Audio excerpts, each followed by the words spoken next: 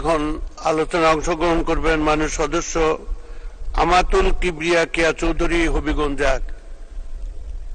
আপনার সময় 2 মিনিট। ধন্যবাদ মাননীয় স্পিকার।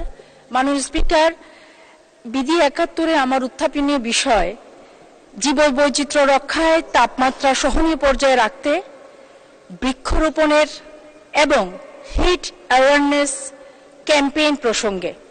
মাননীয় স্পিকার, আমরা সবাই জানি ঢাকা শহরে দিনকে দিন মানুষ বাড়ছে। প্রায় 4,42,00,000 মানুষের বসবাস এই শহরে। জীবিকার তাগিদে প্রতিদিন বিভিন্ন জায়গা থেকে সাধারণ মানুষ আসছে, বিভিন্ন পেশা শ্রেণীর মানুষ আসছে।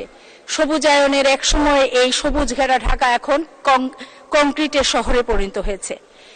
শুধু কি রাজধানী, যদি আমার নির্বাচনী এলাকায়ও দেখি কি হচ্ছে, পাহাড় কাটা হচ্ছে, টপ সয়েল সরিয়ে ফেলা হচ্ছে, গাছ কাটা হচ্ছে, বালু মহালগুলো বালুর ব্যবসা করে তারা এক একজন কোটিপতি হচ্ছে।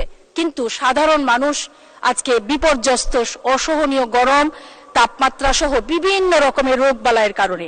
এ থেকে মুক্তি চাই মাননীয় স্পিকার। আর এ থেকে মুক্তির জন্য হিট অ্যাওয়ারনেস এখন খুবই জরুরি। সামনে বর্ষা আসছে মাননীয় স্পিকার, আমরা বর্ষায় অনেকে বৃক্ষরোপণ করব।